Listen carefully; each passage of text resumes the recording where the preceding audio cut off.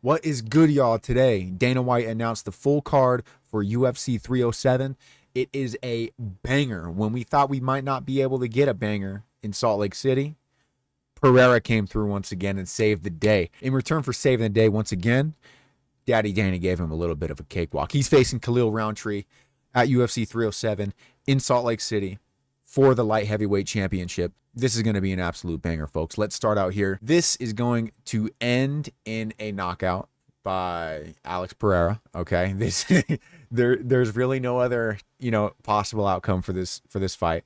I will say this is a Mickey Mouse title shot for Khalil Rountree. So you come off of a knockout versus on paper Smith, then you get scheduled to fight Jamal Hill at 303, get suspended for PEDs, and all of a sudden you're back and getting a title shot versus the best fighter in the world.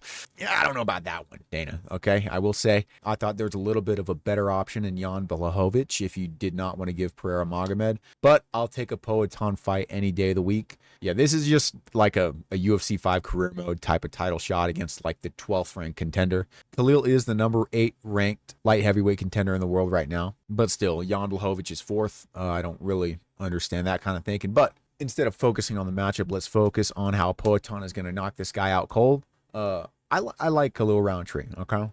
With that being said, Poatan by flying knee in round 1. Like this, it's easily going to be a finish in round 1. When you're thinking of how he's going to finish it, he's already done the left hook thing. He's done the switch kick thing against Yuri. He's done the flying knee before in his UFC debut. Let's do it again. You know what I'm saying? Give me Pereira by flying knee in round 1. The co-main event, Raquel Pennington versus Juliana Pena for the women's bantamweight title. This simply has 5-round snooze fest written all over it, okay? I will be taking bathroom breaks during this. There really isn't any hope for this fight.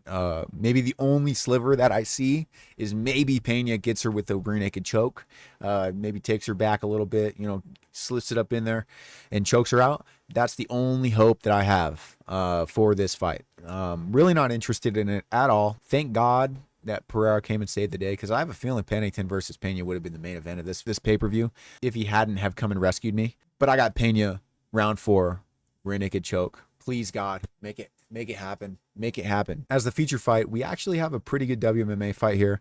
It's Kayla Harrison versus Caitlin Vieira. I think this is a scripted, run-through match for Kayla Harrison. She's just going to dominate this chick. Just way too strong for her. Round 1 armbar for Kayla Harrison. She's going to finish here round 1 or 2. If you just dominate Holly Holm like that, you're going to kind of walk through anybody in this division. But round 1 armbar for Kayla Harrison is my prediction for this fight.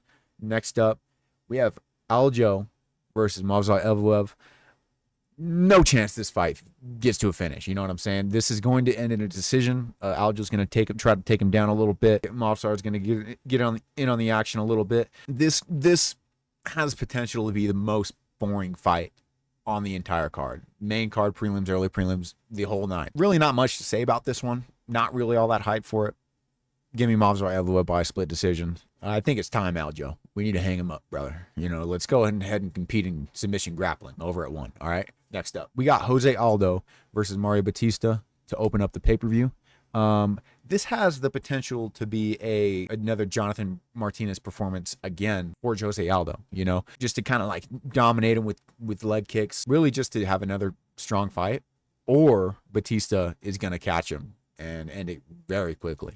I think if Aldo loses this, he might go off into the sunset. I think if he wins this, he might retire anyway. But I personally think Batista subs him in the 3rd round by rear naked choke, and we see Aldo fly off into the sunset like the beautiful legend he is. We love you, Aldo. Finally, for the prelims, just wanted to touch on these 2 real quick.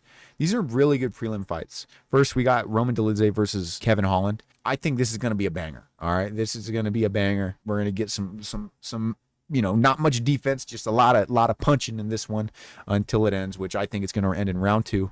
I think Holland's going to knock him out. I think he's going to just like kind of catch him with maybe a right straight, get right through his guard and knock him down, and then finish him off the ground and pound. I think it's going to be a really entertaining fight. We're going to get another classic Kevin Holland post-fight speech. And then Wonder Boy versus Joaquin Buckley. I think the script for this one is for Buckley to just kind of run through Wonder Boy and prove that Wonder Boy's washed, so that he doesn't have to fight any of the top contenders anymore and Wonder Boy can retire. However, I love Wonder Boy way too much. Gimme Wonder Boy by round 2 head kick KO, man.